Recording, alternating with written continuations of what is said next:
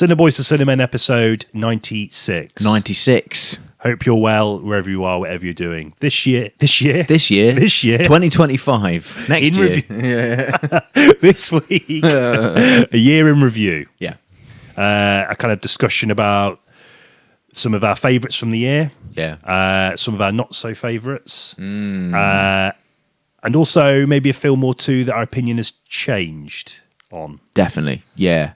Including some that are on my favourite list. I think. Oh, really? I think because I searched for critiques on things. Yeah. At the time of mainly just as a bit of variety with the discussions, but afterwards there's a kind of sanctity about the film and my experience watching it that makes me think actually it sort of pushes it into the realm of 5 stars. I've got one in particular that I'd like to revamp my opinion on. So yeah, looking forward to talking about that one. Very good. Yeah, I'm looking forward to it. It's kind of oddly satisfying to reflect on the year's films and kind of put them in an order. Yeah. You're right. Yeah, sorry. Did I shock you? Just joke. No, yeah. Just choked on some. Is it Earl Grey or just regular? No, regular. Tea? What? Regular. Anyway. We tend to have Earl Grey in the evenings. Okay. Because too much caffeine and I can't sleep. I didn't know. There's no caffeine in Earl Grey. Anyway. No, there is. Just not as much as a standard cup of tea. Oh, there we go. Yeah, okay. Yeah. And again, we're recording early. I know. Yeah, another Saturday. Testament to the, as I say quite regularly, the dank nature of my living room. There, it looks like night time everywhere, any time of day. Oh no. Yeah, we're in the kind of just before Christmas. Yeah. 21st time of recording. It might come out after Christmas. In fact, it definitely will. Because I'm going to talk about a film that I bought my parents for Christmas. I don't want to ruin the surprise. Okay, So, yeah. Good, yeah. Nice. Unless I text them. From your phone. Joel Sophie, you'll never guess what. Yeah. For our listeners, jump over to YouTube and you'll see old Burn Dog is with us today. Yeah. Mascot. Yeah. Not unofficial. He happens to be in here, and we're not kicking him out. No, it'd be a bit cruel, wouldn't it? He's being very good. So yeah. Yeah, he's a good sofa dog. Yeah. You're famous, Bernie. You are. He's going to be giving us his incisive critique of the year. Yeah. So he just to pre-warn everyone, his opinion is quite sort of harsh, and it's not for everyone's tastes. No, he's sort of incendiary, ahead of its time, you might say. Yeah. But that's fine. Verging on incredibly offensive. Let's do it. Nice. Questing the cinematic void. So 2025. Yeah. Some opening remarks. Okay. Yeah. From me. Yeah. All right. Fuck it. No, I think it's difficult not to hear nothing but bad news about Hollywood and the way it's going, and obviously acquisitions and films that cost $400 million that aren't making any money back. The way it's sort of, the sort of damaging nature of AI and an emerging technology that nobody really knows how that's going to go. But it seems to me like that you get bombarded with a lot of negativity surrounding that sort of the industries as a whole, and I think it's important to list your favourites, and it kind of makes you realise that there are still some really healthy pieces of art, I suppose, coming out. Pieces of art. Sorry, films. There's some really nice, there's really interesting, new and innovative voices, and some existing voices that are kind of championing going to the cinema still. And it's not, it's still not challenging to go and see a film a week, as we often do. And it's and occasionally the screenings are still quite busy. I mean, less often than usual, but I think I remember Sinners being quite busy when we went. Yeah. And that's been hugely popular. And so it's not all doom and gloom, I suppose. I think you're right. I think the cynicism is partially merited. I think the way in which, this kind of, we lament it quite a lot, but obviously the nostalgia baiting and the kind of the frantic sort of, scrambling for a kind of massive sort of cinematic property that sort of guarantees 10 or 15 films, all that. It feels like we're kind of coming to the end of that. Certainly the latter thing, they've sort of tied in cinematic universes. I think. Yeah. I mean, I don't know. I mean, I guess we'll have to see next year and how like the sort of the new Marvel stuff does. But I think it feels like we're coming to the end of that. Obviously nostalgia stuff is still kind of going strong. But I think you're right in the sense that there are filmmakers who are exactly like new or existing who are kind of challenging that and making films that remind us that there is still life in this industry. And they are kind of leaning into a lot of pre-existing kind of approaches and styles, but still finding something new. And challenging the kind of conventions of Hollywood storytelling in the process, which is what we want from the industry. And I think some of our picks are going to reflect that quite nicely. Yeah, definitely. No, I think you're right. I think that there are sort of, I guess, diamonds in the dog shit in a way, because I think that it is still a scary time. I think, it's becoming increasingly difficult, I think, for the machinations of the ruling elite to kind of stay hidden and obscured from the public eye and their intentions, particularly with these new technologies like AI.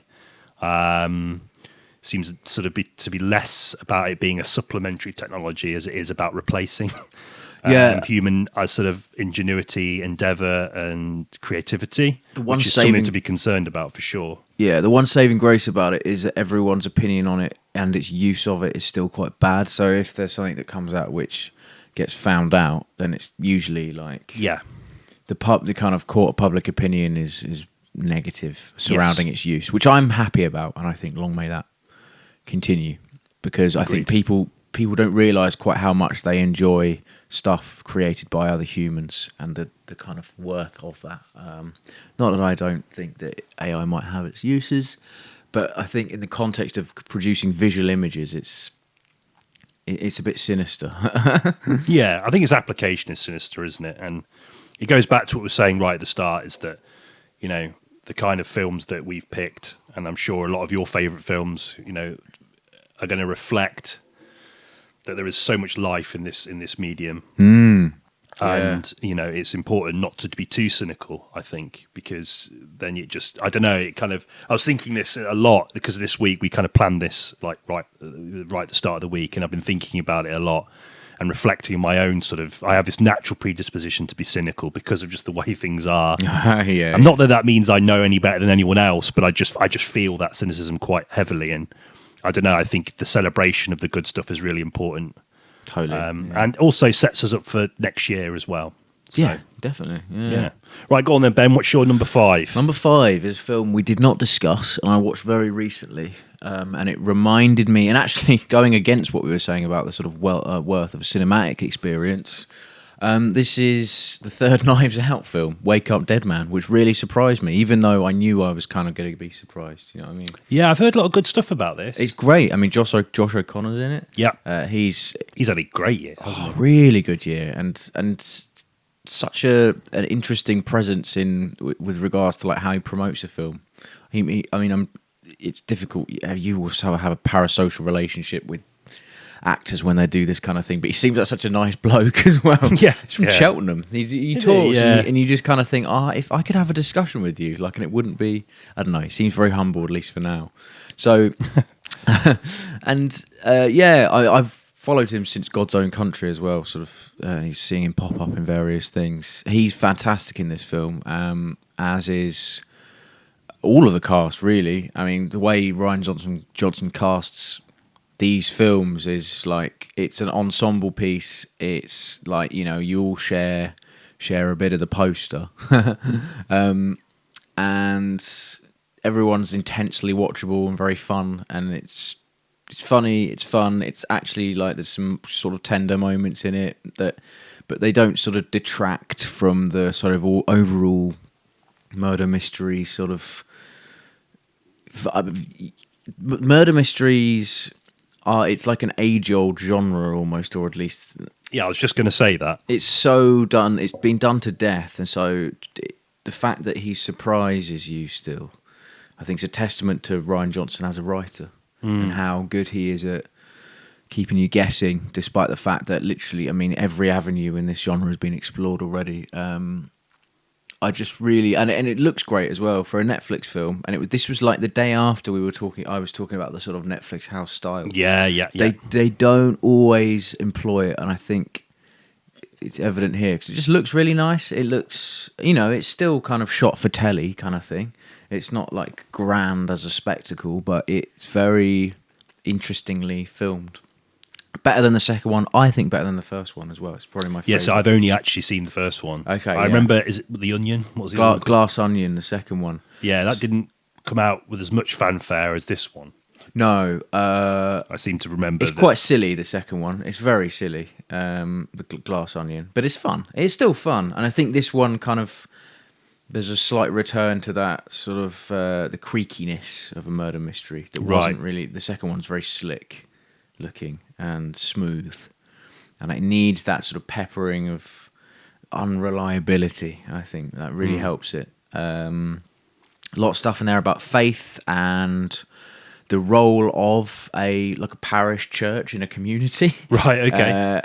Something. And that's Josh O'Connor's character, right? Yes, yeah, he plays just from the priest. kind of material, the marketing material. I've sort of seen him in a thicker outfit. So yeah, it's just it's funny how that it's there's a kind of underlying theme of like kind of greed and the place of greed within the kind of the role of being a priest or a vicar, and how like a member of their flock can sort of flip that upside down. And yeah, it's just a lot of good stuff, a wealth of good, interesting ideas, and it's very long, but it kind of zips by, which in and of itself is high praise from me because I've got a weird preoccupation with the length of films. So yeah, number 5, Wake Up Dead Man, a Knives Out mystery. Ooh. is this the last one? Is it? Or is it? I don't know. I don't think so. Probably not. I think, annoyingly, one day they'll make one that just nobody will be that interested in and it will fizzle out. It'd be great if they left it here because they've left it on a real high. But there's no indication that it's closing the Benoit Blanc kind of anthology, I guess. There will definitely be more. Right. There's already a little bit at the bottom of the Wikipedia article. It says sequel, so... Right. Yeah. Question mark? Or? No. They'll make another one. It's done really well, this one. So it's interesting to see Josh O'Connor in this kind of film because he's kind of adopted the kind of independent. Well, sorry, not adopted, but he's been very much in the kind of independent scene, European art house cinema. He's kind of stayed quite fixed in this area for quite a long time.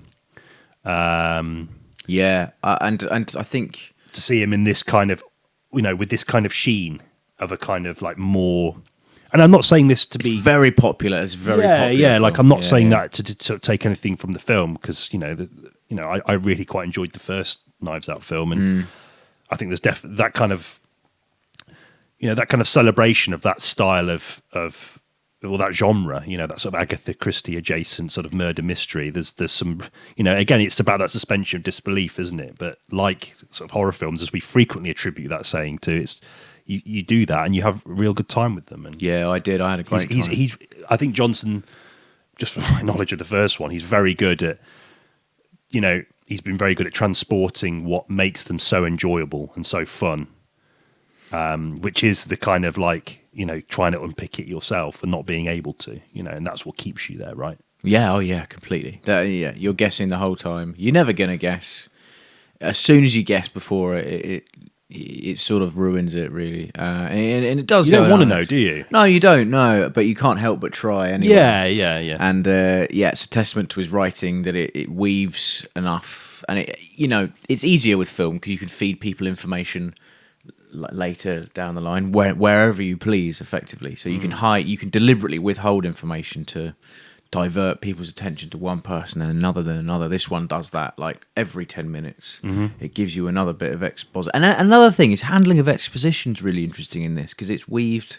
It's very clever. Like it's weaved into like quite personal conversations, and then before you know it, you're in a montage of like, oh, and then this happened. You didn't know this happened, but it actually did. And you're like, oh, okay. Like usually this is really irritating and obvious, but it's not. It's very. I liked it anyway. I thought it was like good. It seems to be doing very well. I was funny. I was looking at it on Letterboxd. I didn't look at any reviews because I think I'm planning to watch it at some point over the festive period. But it seems to be doing really well. People are really eating it up. That's nice. Yeah. I think it's a nice little. Like you said earlier, diamond.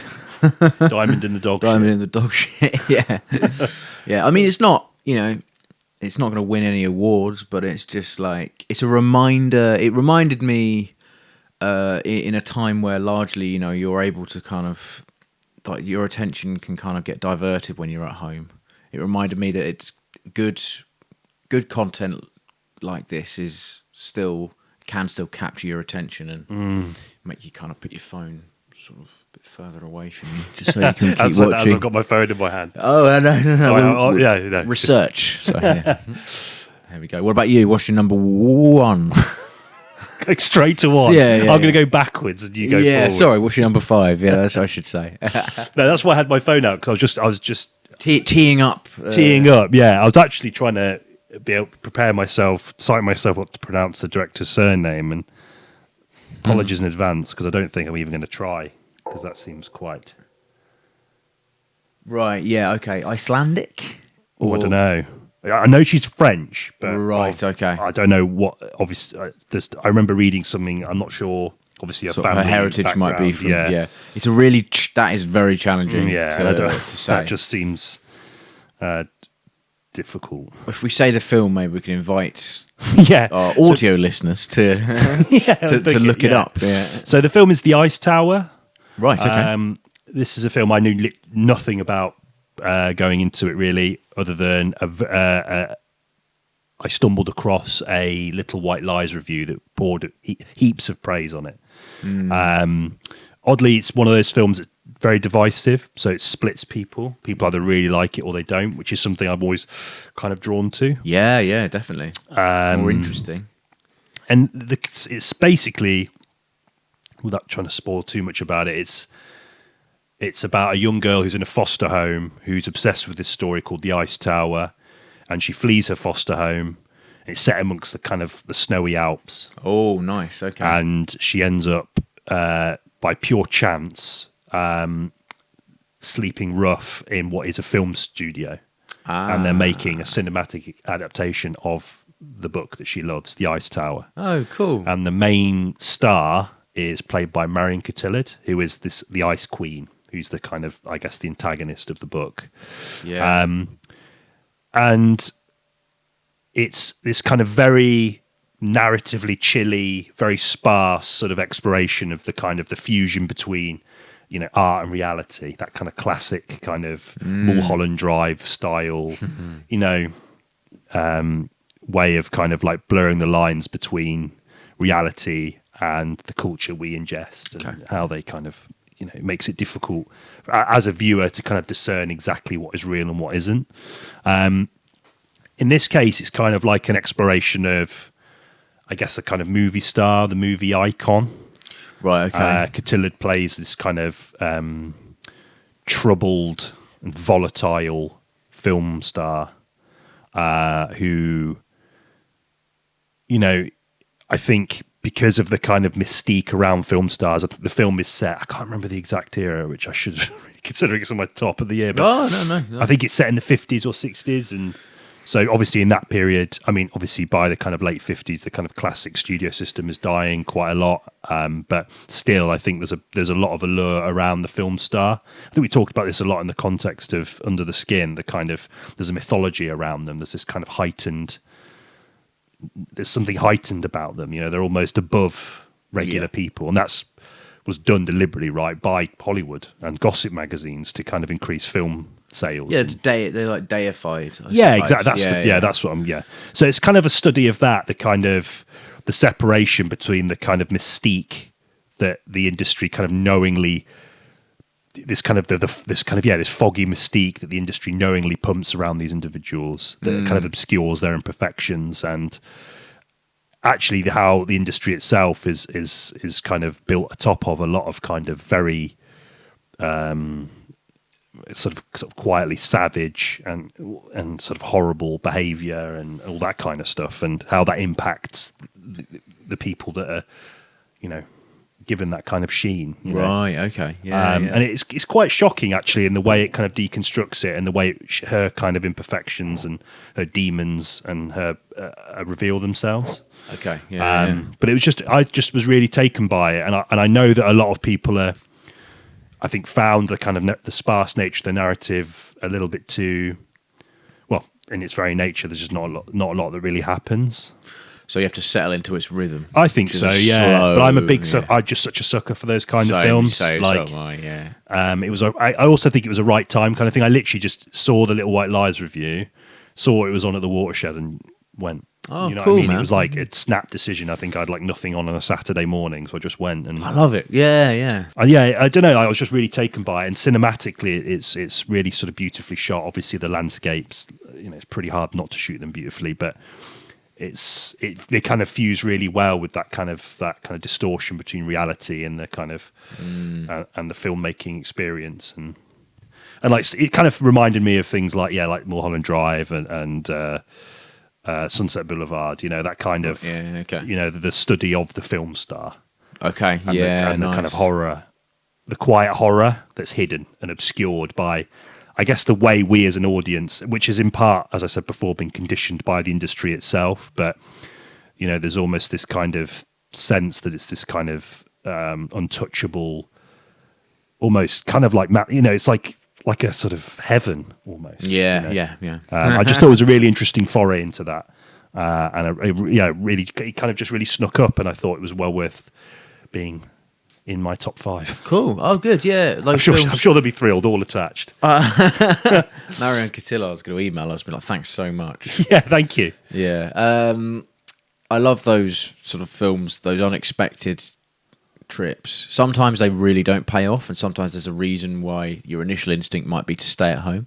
But occasionally it's so worth just taking a gamble. I've done that with Blu-rays before. I'm like, I'd be wandering around HMV for like an hour. Like, I can't find the perfect one. I'm like, right, I'm just going to have to strip back all of my kind of overly sort of analytical side to myself and just sort of pick one that I like the look of. Sometimes that really pays off. Sometimes it doesn't, but occasionally it's like, I think it enriches the experience of watching it because there's a mystique about the plot and about other people's opinions of it. To be sort of free of all that, I think is really good. So, yeah, nice. Yeah, that's a really good way of thinking about it. I also think because obviously I wasn't aware it was quite a divisive film until obviously I read a lot of reviews and okay. I like just Letterboxd is really good for getting a general vibe and just seeing and it seemed like one of those films that really split people who are either really quite taken by its kind of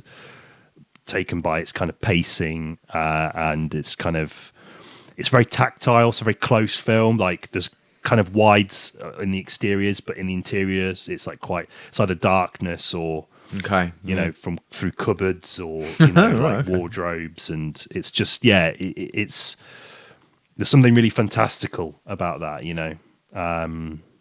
Given that the film itself is centered around a fairy tale, I think film as a fairy tale, at least that's the way you know the film wants to be presented. You know, certainly by the people that market it and push it, and because of the other opportunities that gives them from a kind of monetary point of view. It was really, and Cotillard, I mean, she's not really, I don't know, like I was trying to think the last time I watched a film that she was in, or at least a sort of significant enough presence in for me to remember, and that might just be because I've missed some, you know, but it's been a while since I've seen anything with her in it, and she's fantastic in it. Yeah, I think she's probably been in a lot of French films, but she had a spate of being in like around sort of 2010. She was in like Inception and Contagion and stuff. So maybe she got sick of that though. Probably, yeah. Understandably so. Oh yeah, no. That tends to happen a lot of them. Juliette Binoche, it happened to her as well. They just sort of like turn up. She was in Godzilla, and it was just like, Juliette Binoche, Jesus. Yeah, and then they kind of do their stint, it feels like, in lots of these blockbusters, and then they think, well, they need to do that again forever. Yeah, sort of paid for the chalet in, I don't know. somewhere in the Bognor Alps. Regis. Oh yeah. Skeggy. Yeah, it's been a while since we mentioned Skeggy. I said it last episode. Did you? Yes, the Edgar Wright one is. It Oh, really? Yeah, Oh, wow, okay. right at the end. Yeah. Well, I take that back. Makes an auditory cameo. Ah, well, there we go. Nice. 4. Numero 4 for me is a film that haven't been able to shut the fuck up about because I'm a huge fan of the franchise and I'm a huge fan of the director, and the way I digested it was kind of unexpected because I kind of expected it to go one way and it went very much the other, and it took me a while, I think, to delight in that and to realise that I was being given something different. It's 28 years later. I can't say, I don't think I should really devote a huge amount more time to this film at this point because I keep bringing it up. But yeah, I've seen it literally 4 times already. 4? Yeah. I watched All at the cinema? No, twice at the cinema. And then when I went to see Dan in Milan, I saw it there, and then I bought it on Blu-ray and showed Hannah. So I've seen it 4 times, and it is peppered and sort of layered and peppered, and it's very, considering the size of that, the budget, etc. There's just, it takes a lot of risks, and I really admired it for that.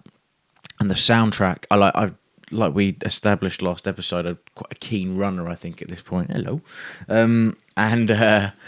so the soundtrack's just so good. It's so it's unusual, and I think it's quite a divisive film. A lot of people were really taken aback by it, and understandably so. The ending's really quite abrasive. I've warmed to it as I knew I would, and I think when we recorded our episode on it, I was quite annoyed about the fact the ending went there. But I've sort of warmed to it, and the sequel's out in less than a month. So There's quite a lot of early buzz about it, isn't there? Bone Temple, yeah. Apparently, by all accounts, it's they've greenlit a third one. So comfort blanket for me, I think, at this point. But the fact that they decided to make it coming of age story, I really admired that. They didn't default immediately to kind of trying to reintroduce characters from the first one,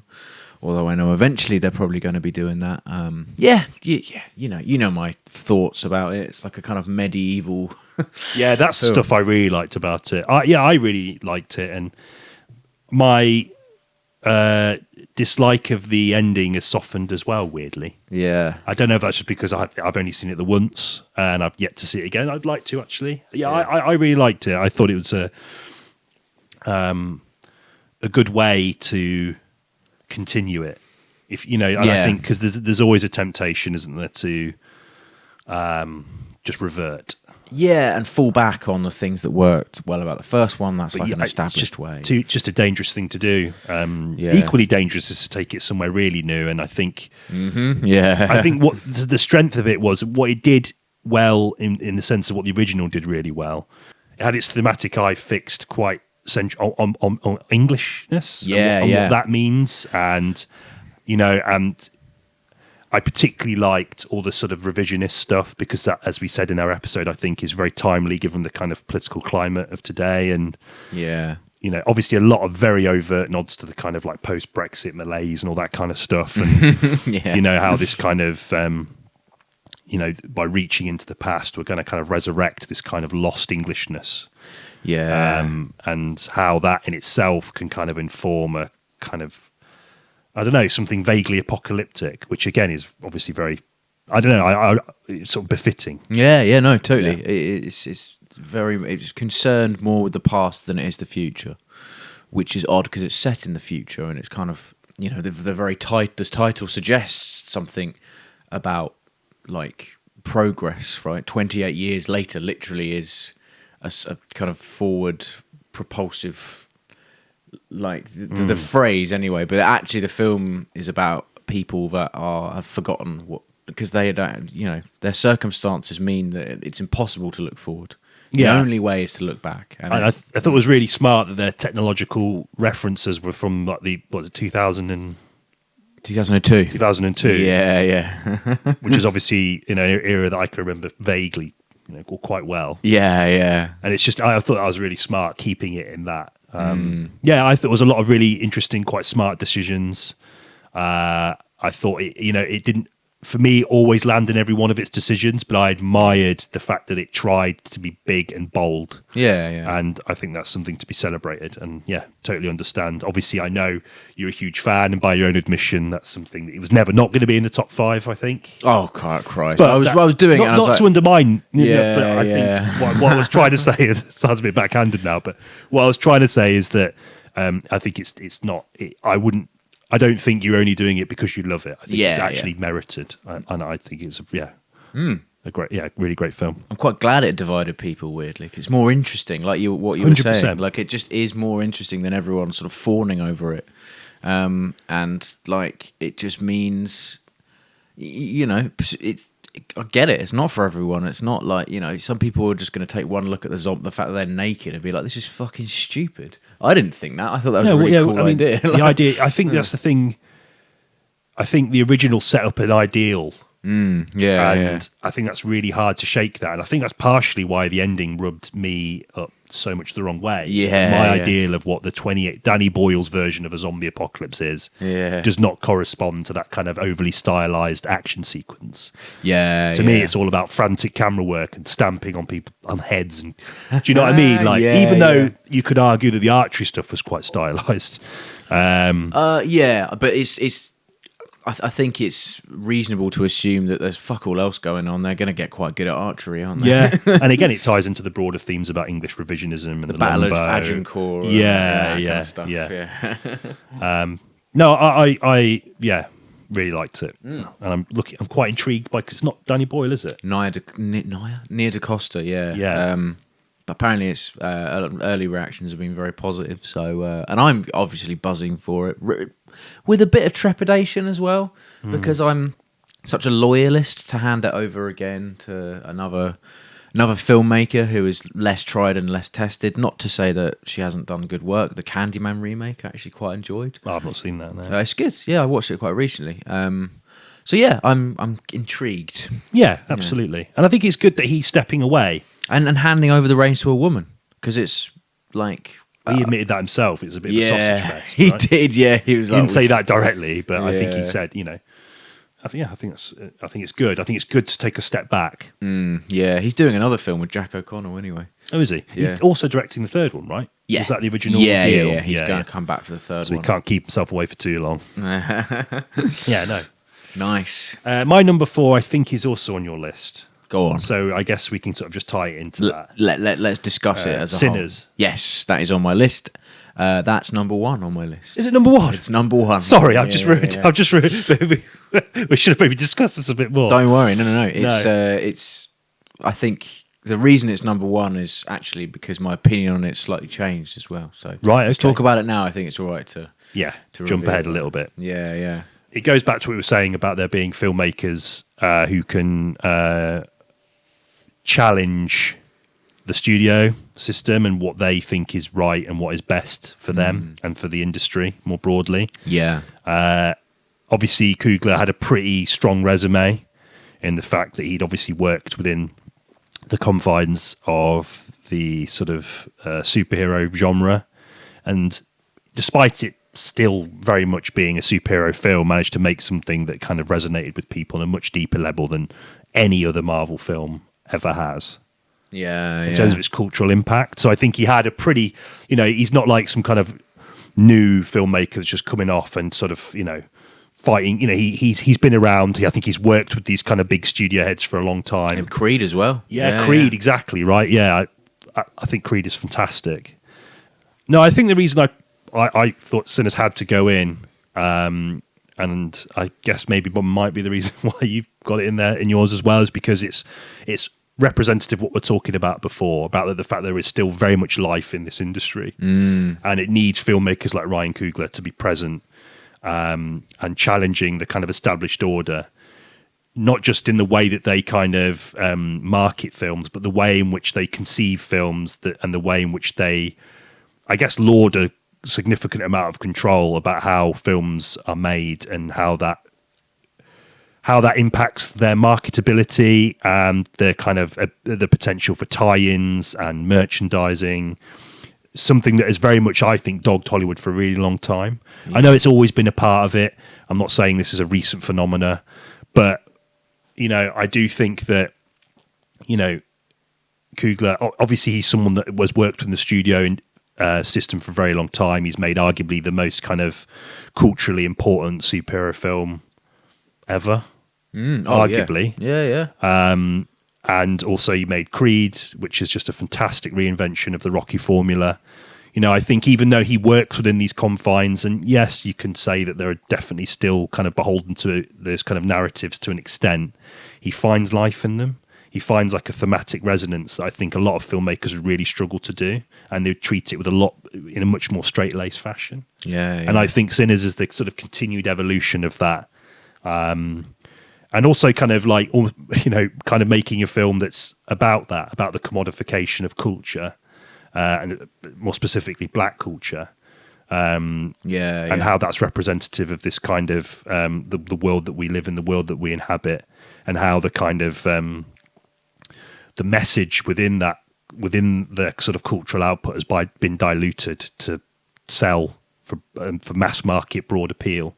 So not only is he kind of challenging the studio system in narrative, but also in theme, and also making a film that criticizes, the same people that he probably had to fight tooth and nail to get this film made, and the kind of ideology that is pervasive, right from that was there right from the get go. In terms of the fact that it is about music from uprooted cultures that have been oppressed. Yes, yeah, and now And I think a large part of the reason why there is so much ignorance and a total lack of knowledge around that history is because of the way that culture has been moulded by, the powers that be and reconfigured just to sell stuff. Yeah. I just thought it was a really smart mediation on that, whilst also being a fantastically written, beautifully shot.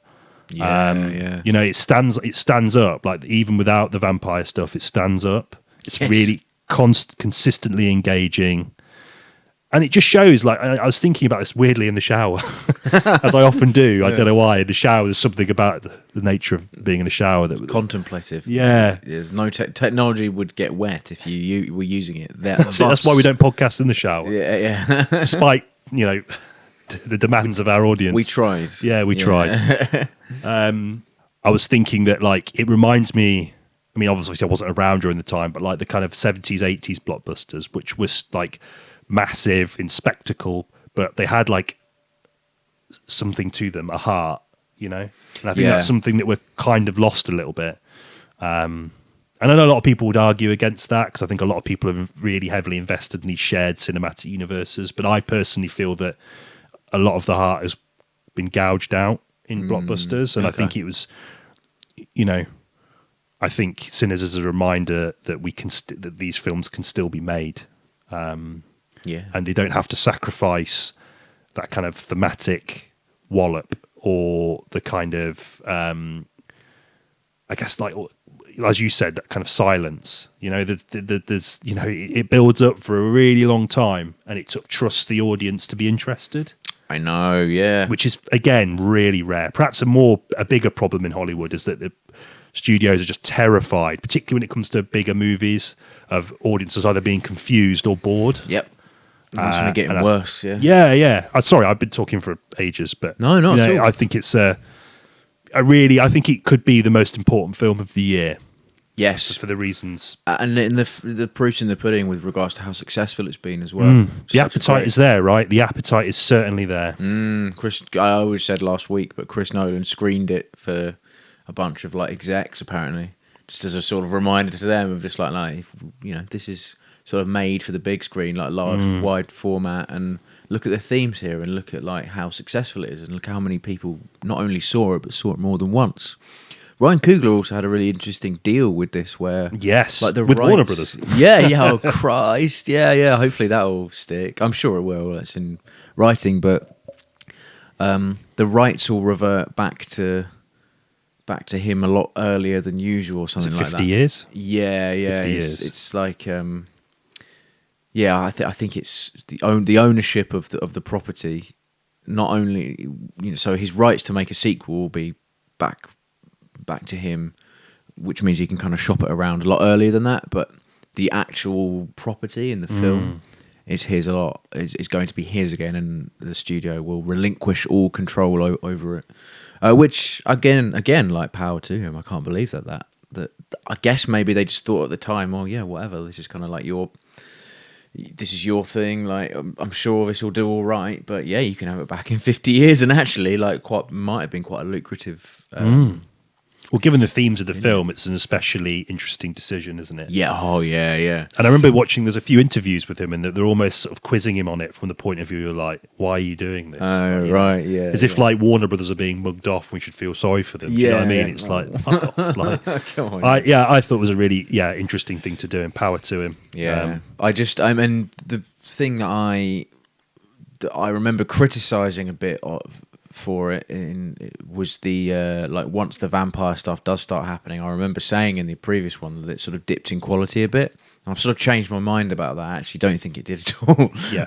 I've seen it once more since, and because I knew it was coming, but it actually, the sort of pace of the final act is so delicious, and there's that great Rocky Road to Dublin sort of jig that happens in it, and the music throughout is just like, I knew nothing about it seeing it at the cinema, so my ears weren't sort of tuned to the music, but like I'd listened to it whilst I go running now, like Rocky Road to Dublin, which Jack O'Connell features in, singing as an Irishman, even though, like, obviously I know his roots are from Ireland. His family are Irish. Yeah.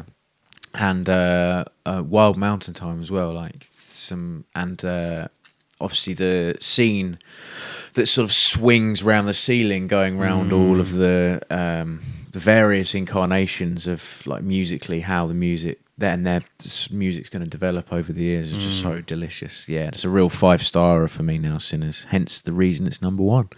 And that's the film I bought for my mum and dad for Christmas. Yeah. Because I think it's important to share the experience of watching it, even if for them it might not be as rich. Like, spread the word. Yeah, I think it's a really interesting, because it is, it's about expressing and sharing culture in the right way, right? Yeah, and I think when you think about it in the context of, Coogler's decision to sort of, to fight Warner Brothers on the sort of ownership of the film and everything, I mean, obviously, I have no idea when I say this, but it feels like that's all part of it, Yeah. Because culture should be shared, but it shouldn't be owned. Certainly not by people that don't really understand it. Yeah. So, I thought it was, a really special film. And, to go to your point about the vampire thing, like, I liked, because I was kind of surprised how brief that bit was. Yeah, it's a real third when I act reflect on it, like, I really love that. I love that. Again, it's that confidence in the audience, which I think Hollywood blockbusters, or certainly the minds behind them, not necessarily the directors or the people in the creative side of things, or maybe to an extent, I don't know, but I guess that varies film to film, but that total lack of confidence in the audience. Yeah, and like, you just got to accept that some people will be bored, and that's fine. That's not a reflection of them or their intelligence or anything. Some people will just be bored, but don't sort of like model your whole sort of approach to narrative on that kind of on the people that aren't going to be. Yeah. I guess you're in trouble if everyone's bored, but but like, that very rarely happens. And I think with Coogler behind the camera, I don't think that will. I think he's going to be on a hot streak for a while. I think, providing he, I think I think he will stick very true to his guns as a filmmaker and as a creator. And I reckon he's going to work for Universal next. I don't know why. He's doing X-Files, isn't he? Is he? Yeah. Oh, what, like a series? A series? Yeah, I think he's doing a series of X-Files. I think that's his next. Yeah. That's really interesting, because Jordan Peele did Twilight Zone. Yeah. So maybe it's something to do with him and working together. Yeah, Because maybe. rejuvenating old television shows like that seems to be quite fashionable. Not to say that I haven't actually seen the Twilight Zone, like No, I haven't. reimagining, but yeah, that could be quite fruitful. Yeah. Would like him to do another cinema film at some point, but I'm sure he will. he Yeah. yeah. My prediction is he's going to work for Warner Brothers when Universal, just because they seem to be the most sort of champions out of the sort of cinema experience out of all of the studios, I think. So yeah, maybe I'll be wrong, but we'll see. Yes. My number 3 is One Battle After Another. Oh wow. Okay. Yeah. Yeah. So what I did to you with Sinners, you've done to me with this. That's my number one. Is that your number 1? Yeah. We've both revealed our I mean, number ones. It's not really surprising, I don't think, given if you'd listened or watched that episode. Yeah, we were both very keen on it, weren't we? Yeah, And I we was still am. gushing. Yeah, Sickening amount. What I liked about it was, and this goes sort of to what I was saying with Wake Up Dead Man, is its ability to capture my attention, and Paul Thomas Anderson's very good at that, capturing your attention early doors with either just some imagery or a piece of sound design, or and also trusting people, much like what we were saying with Sinners, just trusting people to settle into the rhythm of a film and not try and hook you with sort of cheap gags, I suppose. He's, when he wants to be, he can be very slow and very sort of measured, but also the way he kind of shot action in this, I thought was really interesting. And he likes a gliding camera, doesn't he? Gliding from side to side a lot with this one, I found. That was his sort of new visual motif. Great performances, DiCaprio, Del Toro, and Sean Penn, of course, an excellent villain with a very sort of unusual walk. And yeah, Great debut performance as well. Yes, I can't remember the name. Is it Chase? Chase Infinite. Yeah. Which like, playing against these other people must have been really intimidating, and she does it beautifully. Really good. I just had a really good time watching it in the cinema, and I haven't seen it since, but I'm probably definitely gonna. It's up there with like kind of peak PTA now for me, I think. Okay. Yeah. I think it's definitely up there for sure. Yeah. It's in the conversation for being at least in like maybe top 3. Okay. Yeah. For me. Yeah. Oh yeah. It's not like number 1. Number 1 would be Boogie Nights still, I think. Oh, probably. right, okay. Did we rank them before? Maybe I don't know if we did rank them, no. Okay, I don't know if I could now on the spot. It'd take me too long and it'd be really boring. And then I'd change my mind afterwards. Yeah. I think early Paul Thomas Anderson was quite keen on narratives which were quite sprawling. I'm thinking like Magnolia and Boogie Nights, like the characters were almost all of them were the main character, you know what I mean? Yeah. But this one, he sort of hones in, I think, to a kind of very simple father-daughter story, and that's really great. I think that suits him just as well as the sort of sprawling thing, which was quite fashionable in the early 2000s. I don't have a great deal more to say about it, really, other than that I really enjoyed it, and I really liked the themes and the kind of way it approached it's quite political, and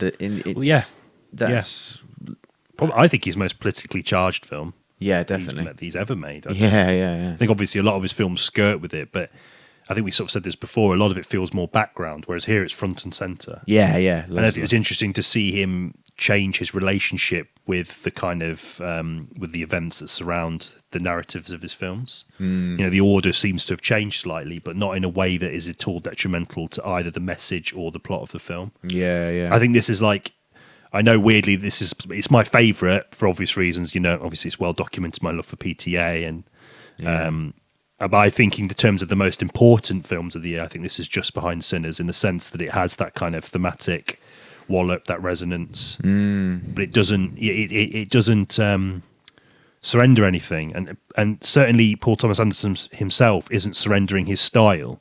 I think we said this in the episode.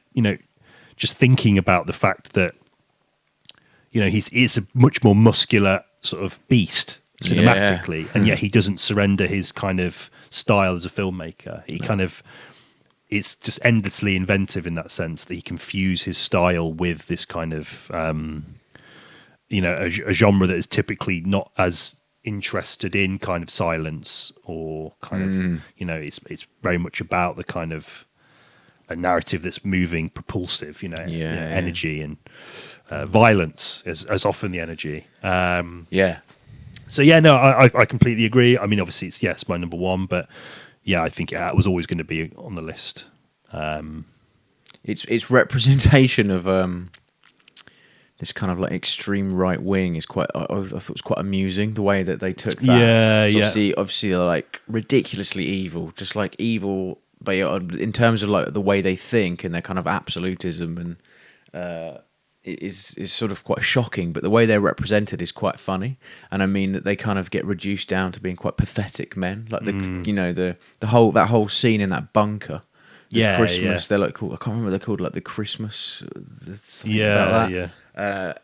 And I just thought the way he played with that could have gone the other way. He could have, you know, because the one option with your villains is to kind of put them on quite a frightening pedestal, but with this, he's very much looking down on them, and I thought that worked really well, and it injected some much needed humour into what was otherwise a very kind of serious and. Well, actually, there's a lot of jokes in it, but like the themes of the film are certainly not funny. But the way he plays with character, I think, really makes for a much more enjoyable experience, a much more accessible experience as well. Yeah, I think he's very much in the spirit of the Pynchon, who obviously wrote the novel Vineland, the book that the film is based on. I haven't read it, but I think what Pynchon's so great at kind of communicating the villainy of these characters, even when they're not present in the story. Okay, yeah. Because they're representative of something so much bigger and so much broader and sweeping that has its roots right at the beginning of American history. And, you know, I think it's the kind of like the way it kind of shudders through culture. And I don't know, like I just think he's so... Sort of, there's a mastery there in conveying that kind of feeling, that omnipresent sense of, you know, because the book it's about the kind of hippie culture dealing with like Reaganism in the 1980s, the hippie, you know, hippies are dead, you know, free love is dead, hyper-capitalism has wrestled control back from this kind of idea of free love and freedom, and you know, the optimism that came from the idea that we can fight back. People are seemingly rank and file just falling back into line, you know, and with the promise of the American dream. Yeah, exactly. And there's a sense of hopelessness that comes with that, and very much like I think Paul Thomas Anderson takes this obviously it's a different time, but the central message is still the same, and the way he conveys those villains, I think you're right. There is something, you know, even though they're kind of sat in these subterranean bunkers, and there's something quite pathetic about it. You know, the kind of the fear that their decisions generate, and the feeling that a lot of his other sort of more central characters feel is very Pynchon in that sense, that it gives it a sense of omnipresence. So his characters aren't necessarily, the villains aren't needed all the time. You know, which is very much in the spirit. There's of an air the of it throughout. Through the way the characters interact with one another and the feeling around them. You know, nice, Very special film. Yeah, definitely. I can't remember whether it was successful or not.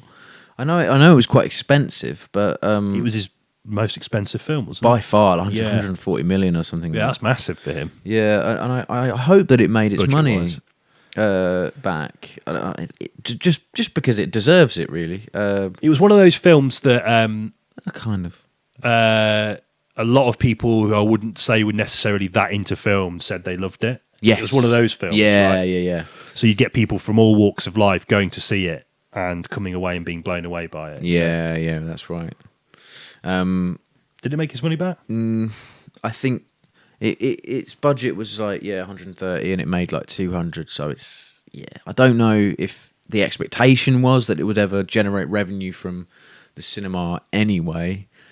But that's what it did. But everyone that went to see it was very positive about it, and I think if I need, because I need to stop doing this, I need to stop looking at sort of box office figures as the only As a way metric to for generate success, revenue. yeah. Because by all accounts, everyone loved it, and it was very successful. So, it'd be interesting to see what his next project is in relation to the money he gets given. Yeah. Is he going to go back to something a little bit more sort of mid-budget?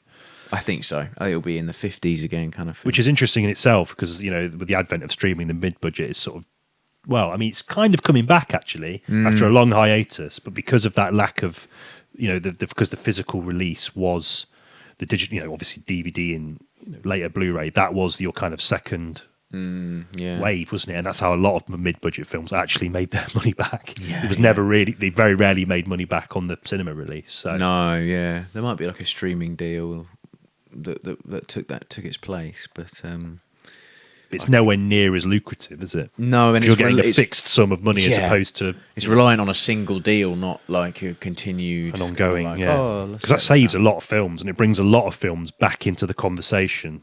Like we think about something. I saw Mark Commode did his BFI choice of the week was Showgirls. Oh, really? Yeah, and he was talking about like he hated it when it first came out, like a lot of critics. But like that kind of critical reevaluation happened as a result of kind of physical media, and I think people realizing Verhoeven and realizing what Verhoeven tends to do with his films, of being much more satirical than when taken at face value. The satire is like so deep that it kind of is so adjacent to the kind of kitsch naffness that he's trying to sort of critique. Yeah, you can see why people hated it. Do you know what I mean? The same way you could see that with Southland Tales. We have to mention it. Yeah. If that came out in 2025, that'd be my number one. Southland Tales. It's always my number one every year. Yeah. Okay, go on, mate. What's your... So we're 3. So I've written all mine. I keep looking off. Sorry, I've got it in classic sort of back of an envelope. The Mastermind is number 3 for me. Kelly Reichardt. Another Josh O'Connor flick. Yeah. Flick. Flick. Here she is. Another flick. It's a film that I really liked, but I didn't really think about it a great deal afterwards. Yeah. It's an art dealer or an art thief. Yeah, an art thief. Yeah. Okay. Kelly Reichardt. And but then it kind of just crept back into my memory, and I was thinking about it loads, particularly over the last couple of weeks, and more so this week. Okay. Yeah. And the more I thought about it, the more I realised how much I just loved it, and it kind of hence its inclusion. Yeah. I'm a huge Kelly Reichardt fan anyway. I still need to watch Meek's Cut Off. Oh, brilliant. Yeah. One of the great sort of contemporary westerns, I think. And what I love so much about her is it is just... Obviously, her films are a lot smaller in budget. There's something... her films are very much about the kind of... It's about space, narrative space. Yeah, okay. Yeah. Visual space. And, you aren't... I don't know, like I just kind of feel that you get so much more from what it is that she's sort of exploring, just because she's not sort of outwardly telling you what it is. Yeah, okay. Yeah. I thought that with First Cow, which is kind of about, America beginning. It's. Have you seen First Cow? No, I haven't. No, I need to brush up on my Reichardt. Yes. But yeah, I mean, Josh O'Connor, in and of it, like that's reason enough to watch a film. I think. And it's like Mescal or something. Paul Mescal. It's like, those two are the kind of the guys right at the moment. Yeah, totally. The men of the moment, shall we say? Absolutely. Yeah. Certainly in the kind of realm of kind of like independent-ish. Well, they've worked together recently on History of Sound as well. Looking forward to they're doing a lot of like press together, and it's it suits them. Yeah, I think. it does. I mean, Gladiator, was that this year? That was end of last year. Gladiator 2. Yeah. I don't think Mescal suits blockbuster film. No, I don't think so either. On reflection, I don't think he was terrible. He just wasn't that good. He wasn't Crowe. He wasn't Russell Crowe. No, that's yeah. But no, I think she's a really special filmmaker. I think she's kind of really good at these kind of very gentle narratives You know, like nothing really. Actually, I would say that this probably has more moments that are a bit more upfront. Okay. Yeah. But you know, it is about like an art thief who ends up going on the lam after, like, you know, basically they find out it's him that's stolen these paintings, Right, Because it's yeah, like a yeah. botched art theft in a local art gallery, and it's kind of him just stumbling across this kind of divided America. You know, the kind of Oh wow. Okay. Yeah. Yeah. so, but it's all very close, and I guess it's kind of O'Connor's. He has this knack of playing like a rogue in quite a sort of dashing way, but he really stretches the limitations of that in this film. Right. Like, he's someone that's obviously very, very selfish, Yeah. Yeah. and you know, he's always telling people what they want to hear, but at the end, there's always a reason why. So he's like, I know I've done wrong, but I need you to do this for me. You know, he's very reliant on other people. Yeah. And obviously his circumstances make him increasingly reliant on this kind of dwindling circle of friends. People like who are like draft dodgers, like dodging the Vietnam War. Oh, okay. Yeah. Or like, yeah. because he I think he's like a tool maker, or like he has an artistic background. Right. And he lives with parents. He still lives with his parents, even though he's got a wife and children. And, you know, he's making a lot of deliberate decisions to avoid the rat race, you know. So it's kind of that kind of, it's about those kind of generational schisms. So Reichardt kind of localizes them within the four walls of a kind of suburban middle-class American home. Then she kind of just opens the door, and as he goes across America, those schisms are just increasingly more and more apparent. Wow. Okay. But everything's very sort of prosaic and very sedate, and I don't know, you're just kind of like wrapped up the kind of autumnal color palette and the kind of the gentle nature of the narrative. It's a texture. Yeah, that's Like a painting, maybe. Well, yeah, in a sense. I just think her her approach to narrative is really special.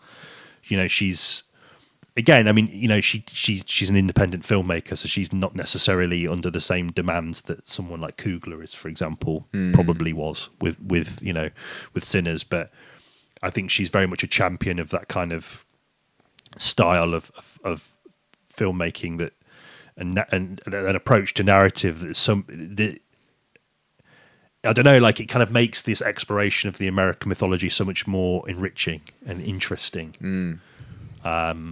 Really great film. Great Josh O'Connor performance. It's quite funny as well. Yeah, okay. You know, there's something kind of like strangely, I don't know, like Coen Brothers-y about elements of it.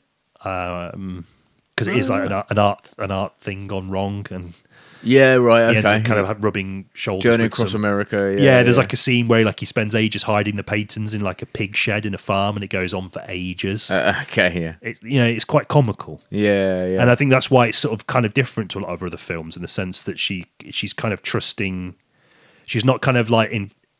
She's never the kind of she's never the kind of filmmaker that's going to push you into a kind of feeling about what she's doing. I don't think. Okay. Yeah. I think she's relying very much on the performance and the kind of, in this instance, in that scene, the static nature of the camera and the length of the scene for you to kind of generate your own sense of feeling from it. Really great film. Nice. Worth a go. I can't remember whose go it is. It's mine, It's isn't yours. it? Yeah. I've not seen the Mastermind, but I'm definitely going to watch it and going to try and see all of her films as well, because Yeah, they're all great. All great. they do sound like right up my street. Yeah, she's got a very fruitful relationship with Michelle Williams. Okay. Yeah. Perfect. My number 4, and this will be the last one because we've already talked about Sinners, is Weapons. So I just think that the reason it's included here is because horror, including 28 years later, actually, is sticking the landing is so fucking hard with it. I think it's almost impossible to get the ending right. And I was thinking about The Monkey. Oh yeah, And I was thinking like how actually the ending of that film really disappointed me. Like, and you know, there's some sort of final gag with the kids on the getting decapitated by the bus, by a truck or something. And I don't know. I just think, you know, Weapons, the third act is the best bit, not the worst. And it's like, it just sort of, it's an admission of realizing you can't shock your audience forever, so you must have something else in its place. And I think the humor is where ultimately it sort of prevails, and just that the scene with the kids chasing her through the suburban setting. Oh yeah, it's great. The villain in general, is it Gladys? Gladys, yeah, and the way she's designed, and the kind of the branching narrative I liked. I think sometimes that can be quite eye rolling, but it worked, and it worked really well, and no character was underdeveloped, and it just sort of was really special, really unique, and very delicious as well. Like, in just the sort of, and it towed the line beautifully between like serious, quite brooding horror and just being very funny. Yeah. And the imagery of the floating gun, I can't get out of my mind. Still don't quite know what it means, but it's there, and maybe that's all it needs to be. Weapons, really enjoyed it. Zach Cregger.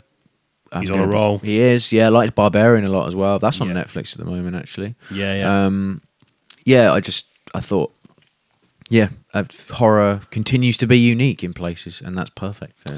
Absolutely. And I think the way you opened that was really particularly interesting for me, and I felt very much the same about The Monkey. I think violence, for the sake of comedy, is becoming it's very much in vogue. And I think and I don't mean this in a sense to throw shade at the film or Osgood Perkins, because I quite liked parts of Long Legs, and I didn't necessarily mind The Monkey a great deal, but I think, I don't know, like, I feel like it's almost like a get out of jail free card. Right, yeah. Do you know what I mean? Like, it's like, kids getting it. And it's like, don't get me wrong, it was like, but it's, I don't know, like, I think Cregger does such a good job of balancing humour and shock value really, really well. And I think he embeds it in a narrative that it's not front and centre. I think when films push it to the forefront, it's almost as if, like, I don't know, like you're trying to sort of hide something else. That's what I kind of feel anyway. And I completely agree. I think in the case of The Monkey, it's just trying to hide the fact that he couldn't really wrap up the story.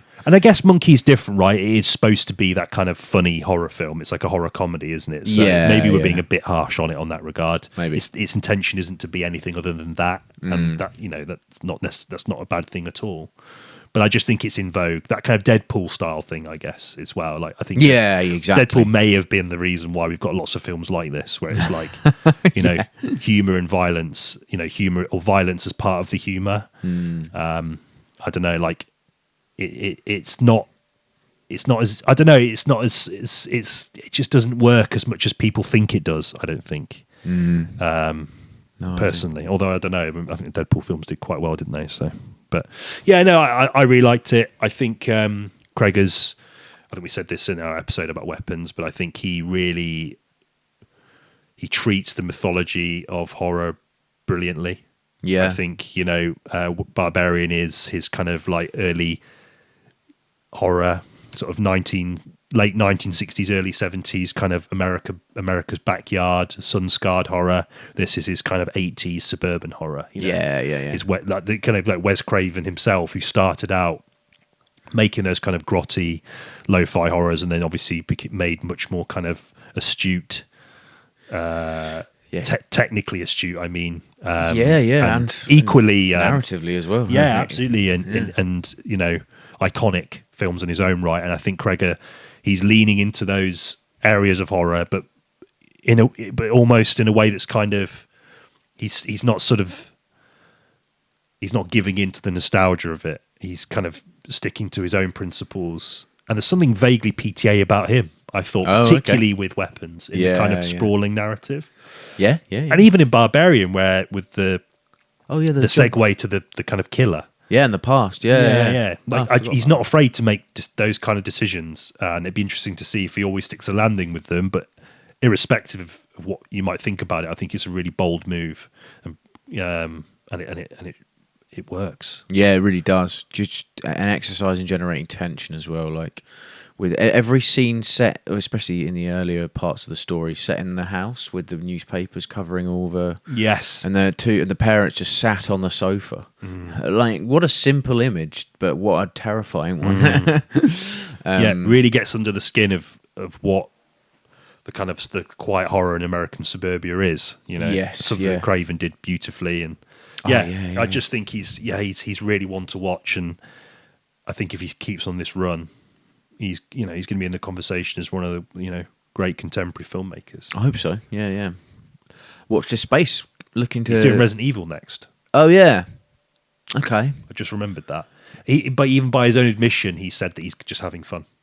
Okay. All right. And Interesting. And he can, Let's give it a go. I think why not? Can hopefully inject something interesting into that. Yeah. It presumably will strip it back right to he loves the the games, mansion I think. and the original video game. So it'd be interesting to see how he kind of adapts that, because I think as we've said in our Minecraft episode, which is weird to think that was this year as well, right? Yeah. Video game adaptations seem to be doing much better in TV than in film. Yes. So I don't know. Absolutely. We'll see. But no, yeah, it's in my. I don't know if I said this, but it was in my notable honourable mentions. Yeah, it nearly pipped. Yeah. The Ice Tower for 5, but fair. I think it's good to talk about the Ice Tower though. That was, just for my sake more than anything. Just get another couple of films that the Mastermind and the Ice Tower. New Year's resolution. Yes. Watch those films. yes. Speaking of honourable mentions, should we rattle through these? I've got number 2. Go on. Okay. Oh, sorry. Danny. Yeah. I've got number 2. Just shit myself. I've got number 2. Go for it. My number 2 is Reflections in a Dead Diamond. Go on. I have known nothing about this. So you will know the directors. So it's a husband and wife pairing who are responsible for Let the Corpses Tan, which we watched in a Cinebois film night. Yeah, I loved it. Yeah, absolutely loved it. Excellent. That was an excellent film. Yeah. This one is on Shudder at the moment. Right. Okay. Yeah. It came onto Shudder like from the 5th of December. It's been on. Oh, cool. And I saw actually Phil Mangle's Alex Hunt saw it at the the London Film Festival. London Film Festival, and he poured heaps of praise on it. Kind of invited me to want to watch it more. Actually, is it the same kind of propulsive energy as Let the Corpses Tan? Yeah, totally. Yeah. So, I've only seen 2 of their films. I think they've done 2 before Let the Corpses Tan, so I'm sort of hesitant to say this with absolute certainty, but they seem their sort of wheelhouse seems to be these kind of homages to the kind of Euro thriller horror of the kind of 60s and 70s. Okay, yeah. But through that kind of homage, breaking new ground in really interesting ways. It's the very basic or loose conceit is that it's about a spy reflecting on their life as a spy. Oh, wow. Okay. So from a beach hotel that was the previous setting of a mission that he'd undertaken is reflecting on it, and the film jumps between his reflections and his present, and then it just goes all over the place. Again, blurring the line between reality and film. Right, yeah. Oh, no. And as much as it is like a kind of lurid deconstruction of the genre, very much like Let the Corpses Tan is a kind of about the kind of Euro crime films of or the kind of Years of Lead style Italian crime films of the 60s. This is very much about spy films and very much about the sort of fictophilic attachment we have to the kind of spy archetype, very much from the male perspective. So I know we talk about this a lot in the sense that action films, the allure of the action film, not just as an ideological vessel, particularly for Reaganism in the 1980s, as a way of kind of healing, national traumas or wounds like Vietnam.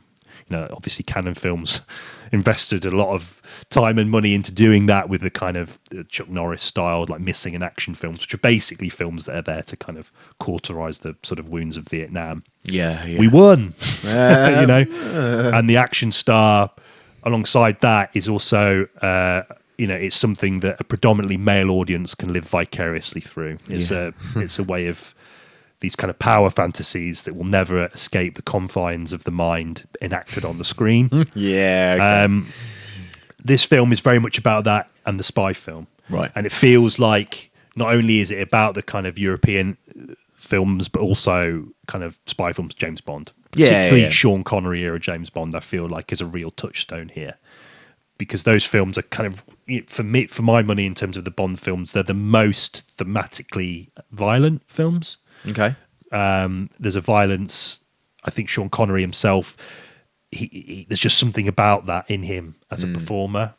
When I think about Marnie, the Hitchcock film, which is almost like Hitchcock's kind of mediation on his own unsettling obsession with Tippi Hedren. And Sean Connery is basically him in that film. Right, yeah. There's something quite sort of unsettling about Sean Connery, I think. Yeah. He unsettles me. And it's not just because of that interview he did before he died about, basically saying that domestic abuse was an acceptable way of controlling your wife. Yeah. But obviously that's terrible. But I've always felt there is something about him, Okay. as a performer. Slightly sinister And I undertones, think possibly because of the spy film, and I think there's something that's so romantic about the spy, chiefly because of James Bond, the slickness, the suave, always typically being on the right side of of history from the Western point of view, or certainly the British point of view. Yeah. He's marketed as that kind of. He's marketed as. He's almost a British cultural export. Yeah, oh yeah, completely. In terms of the way the world views British men. Yeah. And I think that's, again, when I go back to what I was saying about the way in which people live vicariously through these character archetypes, I think it's been particularly interesting through the perspective of an English man's view of the spy film. I don't know. Do you know what I mean? Completely, yeah. So it feels like a mediation on that. The film is about him and the violence that's inherently part of the trade of being a spy, the sexual violence of the spy archetype, particularly towards women, that features heavily in the film. Okay. So it really kind of deconstructs all of these things. And I think it's their most technically accomplished. Again, only seen 2 of their films. So Let the Corpses Down was very technically astute. but this is even slicker. Is it? There's a couple of fight sequences in this film. Is it city? Because Let the Corpses Down was like Corsica. So it's again another kind of like sun-scarred coastal landscape. Okay, yeah. But there's a lot more. There's a lot more finesse. There's like a fight sequence. It's almost got like the tropes of the spy film. So there's ridiculous gadgets. Right. Yeah. There's like women like in like leather. Leather featured a lot in the crackle of leather as a soundtrack option almost in Let the Corpses Down. It's very prevalent here. Yeah. There's like stilettos with like bladed stilettos and all that kind of stuff. It's really violent. It's only a 15, but I think it's pushing right to the ends of the confines of the 15 age rating. These days, a 15 can be incredibly violent. I know, yeah. I often think that, weirdly. I don't know. I just thought it was, and it's so slick. Some of the editing, I was thinking of you actually when I was watching it, because some of the editing transitions are just like jaw-droppingly good. Yeah, right, okay. Really, really great film. And I knew I was going to love it because I adored Let the Corpses Down, but I didn't really prepare myself to love it quite this much. Oh, wow. Obviously, I have a real love for Giallo and the Years of Lead. I can't remember the Italian Polidecchi films.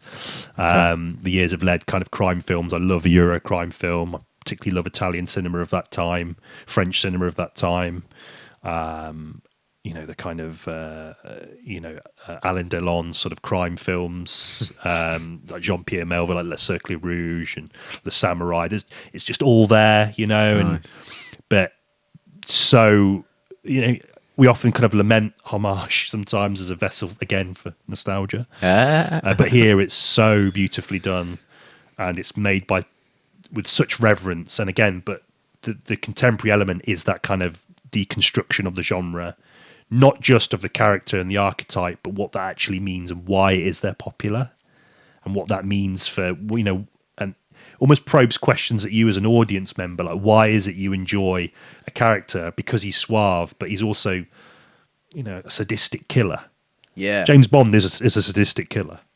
Yeah, and It's not, so, and it's strange that we kind of forget that, I guess because ideologically we're primed to be on his side. yeah, exactly. I mean, and the spy in question in this film is kind of James Bond adjacent, but it's I can't remember the actor's name. He's very, very handsome, well-built fella. Very deliberately cast in the role for obvious reasons. Smooth talker. Yeah. And the reflective part is really interesting. The use of him being older than younger, and I don't know. Oh man, There's a lot in there, a lot going on, a lot of which I was still trying to process and work out. But that's the beauty of the film, and I think because of that, it will be the rewatchability is certainly for me endless. It'll be something I'd love to revisit a lot, quite a lot. I'd like a lot of their film. Well, their other film that I've seen, and I will seek out their others. Yeah, not as yeah. easy to find. Okay, maybe. But maybe that's just because I've not looked hard enough. But yeah, really, really great film. Wholeheartedly recommend it. Perfect. Oh, nice, man. Yeah, the spy genre needs deconstructing, I think, and just the amount of historical audience, that especially men, that got kind of swept up by its majesty. Yeah. Is really interesting, and there's a whole generation or generations of men who just like idolize James Bond. Yeah, and to the extent where they only go on holiday to places he's been. Well, it's almost like Alan Partridge is like a joke on that, right? Completely. Alan Partridge's obsession with James Bond, and he has the VHSs. With all, like that. Is Horizon Blue, Stay Crease Action Slaps. That kind of just like, because James Bond is incredibly materialistic as well. And and he kind of worships sort of brands and just like has to be the best of the best, and it's all kind of British exports and stuff that it's just to me, in the context of now and today, it's so good for someone to be like, hang on. And it sounds like this film does it really well. So excellent, really excellent. But delights in the genre thrills of it as well. Absolutely, it's not criticising to the point where it's joyless. I think I think both the filmmakers have a really kind of obviously have a reverence for the material, and I think that shines, and that's part of it. Like you're getting that kind of really potent deconstruction of all of these things that make you question your allegiances to these characters as a viewer, but you're also enjoying the visuals, and their cinematography is just stunning. I'd like to know more about the process of that actually. Maybe they're definitely just people. Every time they make something, I'll be there. Great. Oh, cool. Yeah, nice. I think that's it, isn't it? List wise, number 5. Did you have any more notable? Yeah, I do. Yeah, I got some honourable mentions. Honourable mentions. So I keep saying notable omissions. I'll just rattle these off. Yeah. Notable omissions. The Smashing Machine. Yeah. I toyed with it. Yeah. I just have fond memories of watching it. Yeah. And I think, it's not without its flaws, which is why it ultimately didn't make the list. But I just thought it's worth mentioning for the interesting direction it took with the sort of biopic genre. And it just felt very honest and a good, curious to see what Safdie does next. Also looking forward to other Safdie brother film, Mighty Supreme, which apparently is excellent as well. Yeah, it's weird, isn't it? I think we said this in our episode, but Smash Machine episode, but like both films both had shit trailers and they're both really good. Varying shades of good. It looks like Mighty Supreme has edged Smashing Machine in general, in sort of critical and public opinion. I think so. I mean, Chalamet is not that Dwayne Johnson isn't charismatic, but like Chalamet just has. He's a draw, isn't he? He's just got the audience. Regardless of your opinion on him, I know he's someone that splits people, isn't he? Yeah. I don't really have a huge amount of an opinion about him, but as an actor, I think he's done some really good work. But I could totally see why he annoys people for sure. Yeah. Sort of New York preppy kind of. Slightly entitled, maybe. Who knows? Tornado's on my list. Tornado made mine. Yeah. Talking about meaningful sort of deconstructions of genre, I think Tornado fits in that category rather snugly as well. Definitely, and it just situating a samurai film in Scotland. Yeah. But feels like a neo-western, even though it's set very much in the past. Very good. Yeah, it kind of the idea that there is so many parallels between these different archetypes of characters, and they're all kind of semi-dependent on each other. Yeah. I think that's really interesting. And again, a really loving, but not loving to the point that it strangles the plot. Also, like you say, beautifully shot. Looks gorgeous. I don't think that film got anywhere near enough credit. Actually, I think it deserves a lot more than it ultimately didn't get. I mean, I don't expect it to be in contention for awards or anything. Not that it means anything, but I think not enough people saw it. When I went to see it, it was just me and Georgia on our own, and it'd only been out a week. So, okay, I saw like literally probably the last screening in Bristol. It was at Longwell Green, and the person who I came up to the desk and I was like, "Oh, can I have one for Tornado?" And they were like, literally, they're like, "What's that?" And they had to like scroll down to find it. Oh, no. And then like, they're like, what seat do you want it? I was like, "There's no one Does it else in really the matter? screen, is Yeah. there?" Yeah. Yeah. Oh, that's sad. But that, yeah, it is, and I hope that the filmmaker who made it goes on to do something more popular. Yeah, because Slow West before that was really good. Yeah. You know, again, another very smart. Again, like not. It's a deconstruction, but not without love. you Yeah, know? yeah, And definitely. it's the deft balance between those two things, which works in Tornado's favour, because in the landscape that we're in at the moment, culturally, it's hard. People either trip up on one or the other. Yeah, And yeah. it's great that he didn't. And yeah, I feel for that film a little bit. I think it, as I say, deserves a bit more love. So if you see it come up, give it a go. Yeah. Did you have a film? So this is the sort of segment I broached to you via voice message earlier in the week. Okay, go on. Did you have a film that you saw and your opinion was your opinion was really fixed on it and it's changed? Or is it just that Sinners was the one that you... I think Sinners was it. Yeah. No, I think it was just Sinners for me. Sorry. What about you? Go on. Eddington? That's right. Okay, I want to hear your take on it. Yeah, I came out of Eddington pretty bummed. Okay, yeah. Bummed out. Bummed out. I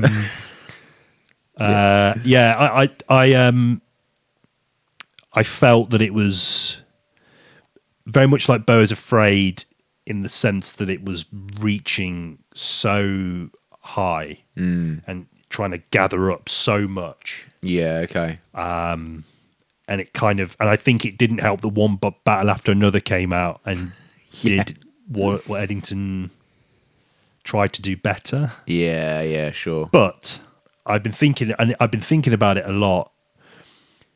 Again, this is why this exercise of ranking. I'm not always the biggest fan of ranking films and film experiences, but I think it's good because you start thinking. And I was doing some reading about it, and like John Waters called it his favorite film of the year. Oh, wow, okay. Yeah, really And divisive. you know how much I love him, and it made me actually because it was him. And this might sound like I'm being a bit of a fan, but John Waters said it, so I'll change my opinion. But I think what was particularly interesting about his opinion on it is that his films are very much made in a similar spirit. I'd say Waters' films are far more upfront and obviously visually, confronting. But his films are always set out to divide from the off. Okay, yeah. And he revels in that, and it's such a big part of the experience. And it's not reveled to the point of like showing off, which a lot of kind of satirical culture seems to be at the moment. Like that's kind of self-satisfying, smug thing that I think a lot of contemporary nostalgia has, but not nostalgia, contemporary satire has. Yeah, okay. It's about challenging even those people that typically were already on your side. Yeah. And I think when you think about it, him heaping praise on it made me think about it in that context, Yeah. in that way. Do you know what I mean? Yeah. Context. The Quantox. The Quantox. Yeah, lovely. I was in the lovely Quantox. Yeah. No, but do you know what I mean? Like, I don't know. It made me think about it differently. And even if the film is really muddled and it tries to say a lot about the kind of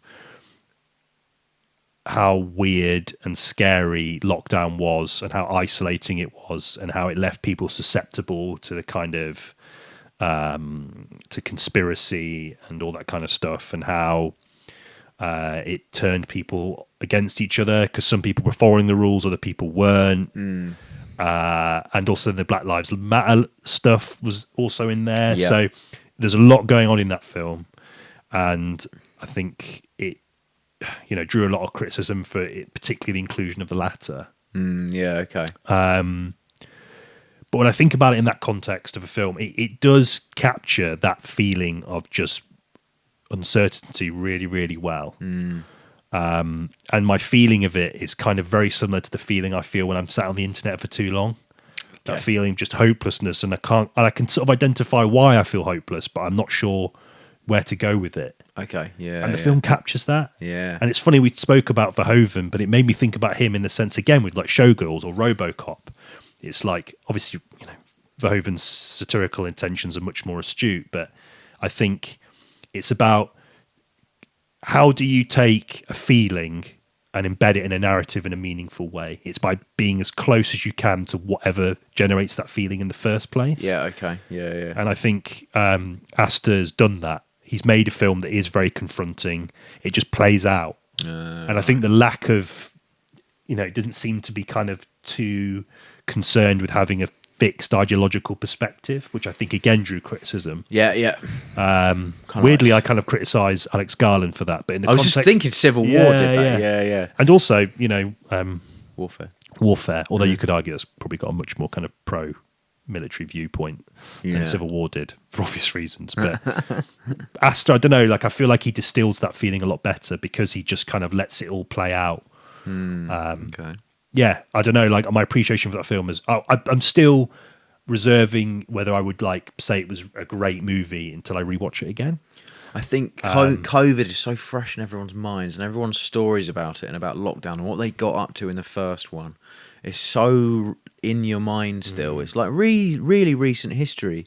So to think about it as history, as if you're thinking about the Spanish flu or something, is weird. And I feel like maybe Eddington came out a bit too soon after. Yep. And maybe had it come out 5 years later, it might have generated a much more kind of warm response, or at least more interesting response. I think my memory of it is that it fell a bit flat. I haven't seen it, but I think maybe if I do watch it and then watch it again maybe 5 years down the line and treat COVID and the pandemic as more of a thing that's happened in history, then it might be more interesting. I think so. I think it has a feeling to me like Showgirls, although the kind of the negativity towards Showgirls on release was a lot more vitriolic than it was Eddington. I think a lot of people really liked Eddington on release, but I think its divisive nature, I think the negativity almost drowned it out a little bit. Okay. But I don't know. I the more I think about it, the more I like it, and that's an example of a film that just changed. Because when I came out of the cinema, there were parts that I really, really liked, but what I didn't like, I really didn't, and it really kind of felt fixed. Right, yeah. I went to see it with Georgia, and she hated it, so it was okay, it's quite long, isn't it? When you're with someone that doesn't like it, even if your opinion's different, it's hard not to let that impact your feeling. Yes. Particularly when your opinions are much more malleable when you just come out of a cinema. Oh yeah. Particularly if there's a dominant consensus, it's hard to kind of go, well, actually. Because we all have had those experiences where you come out of a film and everyone really likes it and you didn't, or vice versa, and you don't want to be that person that kind of goes, because everyone's just going to immediately ascribe you the role of the contrarian, aren't they? Yeah, exactly. And you're going to be met with nothing but criticism. Why would you subject yourself to that? Better just to keep it to yourself. That's right. I liked it though. Cool. And I think when I rewatch it, I think I'll come away from it with a much greater appreciation than I did when I left the cinema. Perfect. Oh. Worst film? Worst film.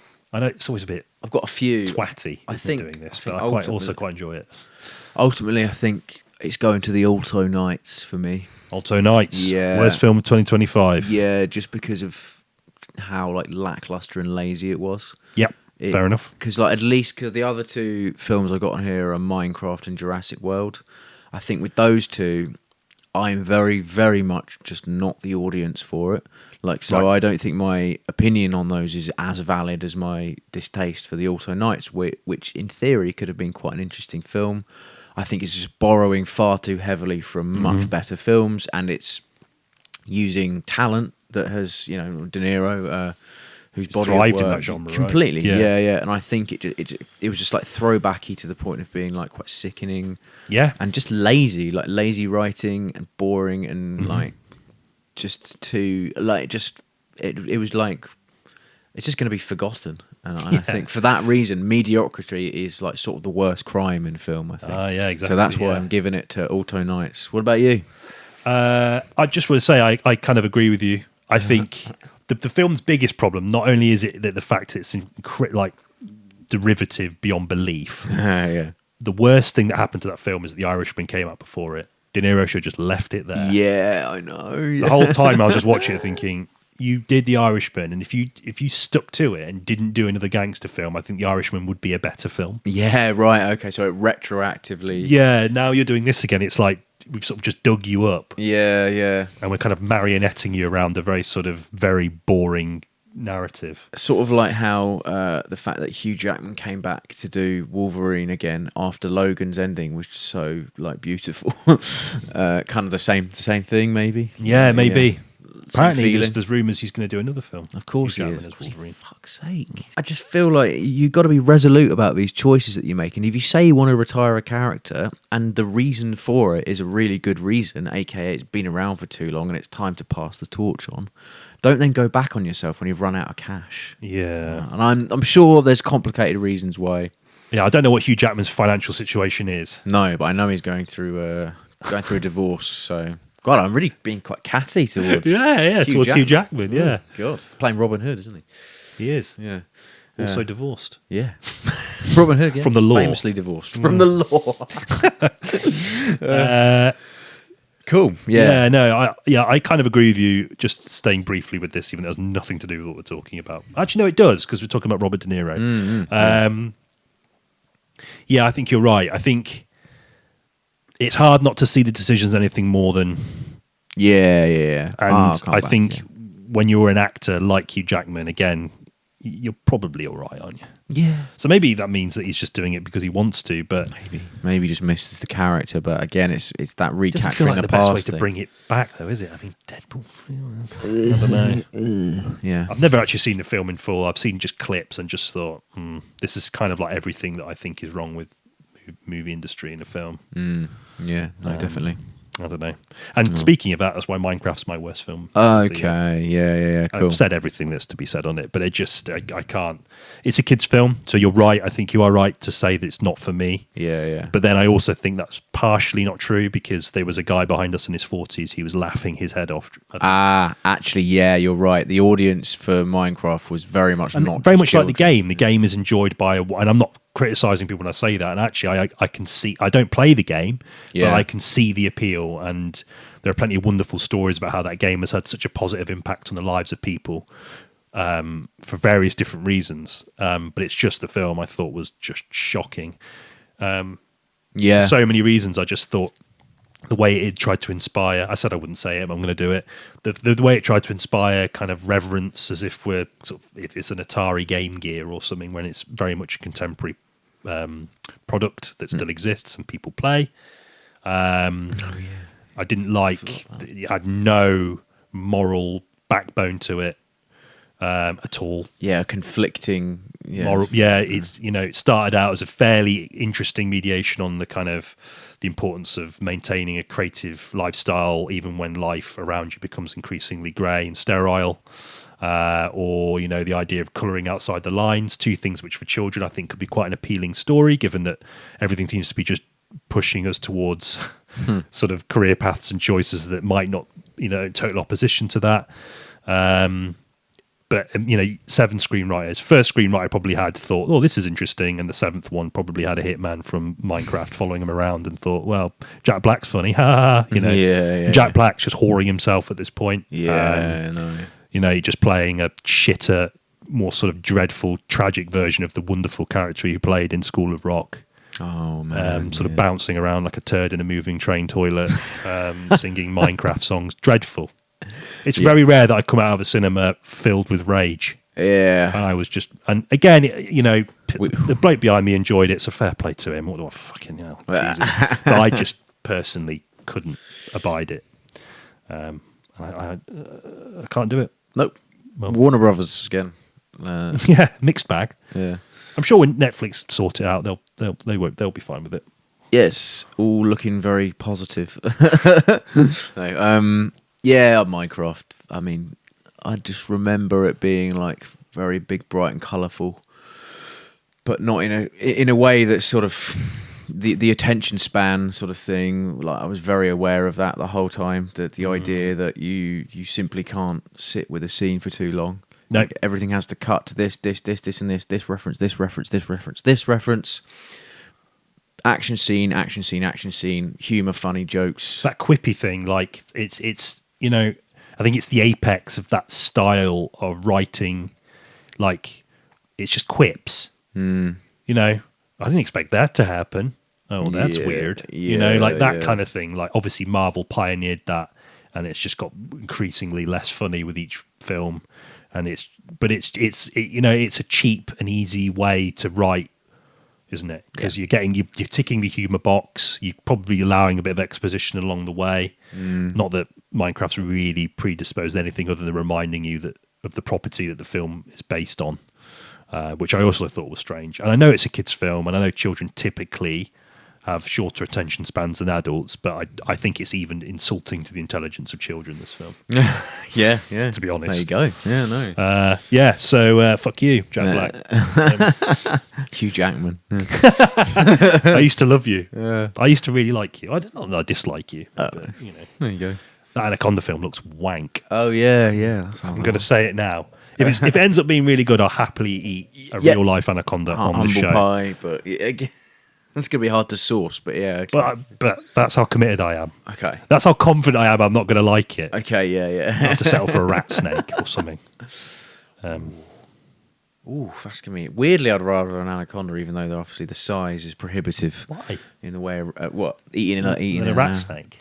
Oh, a rat. I thought you said a rattlesnake. No, a rat snake. Okay, yeah, rattlesnakes. I was like that. They are. I don't want to eat any snakes. They are venomous. Yeah. Yeah. So you mentioned earlier another kind of avenue we could explore briefly. I just want to say films that you had high hopes for that disappointed you. Ooh. So I'm going to say Mickey 17 for that one. Yeah. I think over time, I think I wasn't too. That's gone though. That's just disappeared, isn't it? Out of everyone's memory, that film. Yeah, I think ultimately the setting and the kind of like the sort of art direction sort of let it down a bit. Oh right, okay. Because it's like such a bland, sterile-looking film for a director who's like celebrated visually quite a lot. You know, Parasite looked excellent, and there was some like really interesting visual choices he made with that. And I just kind of thought like it looked bland. The sci-fi setting was like really derivative, and you've seen it like done much better with other films. And those weird bugs. I don't know, the design. It was like designed badly, I thought. Okay. That's my hot take on Mickey 17. It's weird. I've not thought about it since we did that episode. So whilst I'm hesitant to completely agree, I sort of do agree. Because I can't really remember anything about it. Well, there you go. I mean, it's not memorable visually speaking. Patterson's good. Yeah. It is. I'm not saying it's a bad film, and it had a lot of no. I know good stuff. But a film that disappoints you doesn't mean you didn't like it. It's just you expected more. Completely expected a lot more from that film, and it was it just felt a bit shallow, considering its subject matter and its themes as well. I just thought, in and of itself, it felt like a kind of regurgitated product, really, which is a shame. I'm sure it had its heart in the right place. Yeah. But no, mine's Frankenstein. Ah, okay, right. I'm a bit warmer on it actually overall, although I know the visuals are for similar reasons. I think I don't know. Like my feeling of Del Toro is really strange because there's so much I love about him and his passion and enthusiasm for film, and broadly speaking, a lot of what he's tried to do with his films, I'm really on board with. But there's just it's his execution. I think that there's something in his execution that for me, I'm just like I don't fully like Shape of Water. I really didn't get on board with that great. I really liked Nightmare Alley. I think Nightmare Alley is really great. Yeah. I've not seen Nightmare Alley. It's very good, And again, that's one of the films that slipped under the radar for a lot of people because it didn't have like a monster in it, I think. Okay. I really liked it. My memory of it is that I really liked it. I just think Frankenstein suffers from the same thing. I think the reason why is because I might have said this in the outro of the last episode. I think I'm just repeating myself. That's all right. But I think that the sort of shadow of Frankenstein has loomed over his work throughout his entire career. and it's been such an important part of his identity as a filmmaker in his visual stylings and his thematic obsession with the outsider, the monster, and how that relationship informs the way... It basically informs our view about ourselves as humans and what our standards around humanity and decency are. That's such a strong theme in his filmography, certainly, more recently. And I just felt that it was a shame that the film was so serviceable. It felt like a really just serviceable adaptation of the story. And that kind of surprised me. I'm kind of more interested in what Maggie Gyllenhaal's going to do with it. Oh yeah, yeah. because at least even if I don't like it, I don't Right, yeah. at least there's something that might be different. I was just really surprised with how formulaic it was. I thought the writing was quite poor. I think it underused a lot of the talent. I thought Christopher Waltz was just there, you know? A lot of the talent was just there in terms of the performances. Oscar Isaac. I just didn't, I don't know. He gave it his all, Oscar Isaac, in that role. I quite enjoyed watching him be an eccentric kind of... I think he was probably the best performance in the film. Like Mia Goth, it was like, I really like her and as an actor, and I just thought she kind of, I don't know, the amount of enthusiasm people talk about making it, I just didn't see it in the end product. And that sounds really... No, but there are plenty of... I liked how gory it was. Oh, yeah. And I thought the visuals, even though they were let down by Netflix's visual sterility, I thought the background stuff was obviously beautiful, as you'd expect from Del Toro. But I was, very serviceable, but to a fault, I thought. Oh, okay. More risks I'd have appreciated. Okay, yeah. Fair play. Yeah, there we go, 2025. 2025, it's done. There's no more films to be watched in 2025. No. Actually, no, there is, and we'll say about that in the outro. Yes. Questing the cinematic void. There we have it then. Yeah. 2025. Really nice to revisit the kind of going, because most of those films are watched in the cinema, some more than once. 3 guesses which one that is. Minecraft. Yeah, it was. Yeah, I loved it. I'm actually really annoyed that you hated it. Yeah, this has been our last episode. Yeah. In the intermission, we had a fight. Yeah. Just like crying. It was like a physical fight. Not those kind of men. No. It'd be so much worse than that. It would be, just like have a huge falling out about Minecraft. Yeah. Next week, we are going to be watching Avatar in Back the to interim. our roots. Yeah, definitely. Weirdly. I have heard things about Avatar, but like broadly speaking, it looks like critical reception versus audience reception is very different. Okay. And it's already made a shitload of money. Not quite as much as Way of Water, but that's sort of bizarrely to be expected. Although I'm not sure how Cameron feels about that. His sort of ego is very, very inflated as it is. So Yeah. $400 million it cost, this one. So I'm not really holding out much hope that the story's going to be particularly captivating. I feel like we're going to watch a bit of, similar to the last one. It's going to be like a tech demo. What I hope is that the fire looks good. I know that sounds really weird and sort of reductive, but that's my only thing. I'm like, if the fire looks good, because it's in your title, and the water looked amazing in the last one. There's no excuse. There is no excuse. You spend 400 million. Yeah. If it looks like composited fire... It's expend 4 balls. Oh, fuck. No, it's going to be... Hopefully better than hopefully better than that, but... Expend 4 balls didn't cost 400 million. No. I wish it did. If it did, like Stallone would have taken like half of that for his fucking pay for himself. Yeah, definitely. So yeah, that is my hope for Avatar, Fire and Ash. Yeah, I'm reasonably curious about what the other stuff, but like been jammed down my throat in terms of a marketing thing. Yeah, I don't really know. I mean, I'm kind of lukewarm to Avatar generally. Yeah, a lot of people are. I'm not really like, I know a lot of people that really love it, but I've never been that, and I didn't mind the first one. I thought the second one, there's it oddly has a sort of place in my heart because of this podcast. Yeah, the pilot, So, yeah. And we're going to be doing it roughly around the same time that we recorded 2 years ago, right? Yes, definitely. So that's going to be really strange for me. I'll try and catch it between Christmas and New Year. Yeah, and that kind of awkward sort of awkward period between there. Yeah. But no, I don't know what to think about it. I don't know. I think the tech stuff is incredible, and listening to him talk about that. I love listening to him talk about the craft of filmmaking. It's just when he starts talking about other things, you can't resist saying about it, how he did it. Yeah. I just think...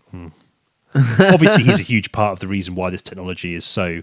he likes claiming responsibility, I think. Yeah, and that slightly bothers me given the fact that, obviously filmmaking is a collaborative thing. I don't know.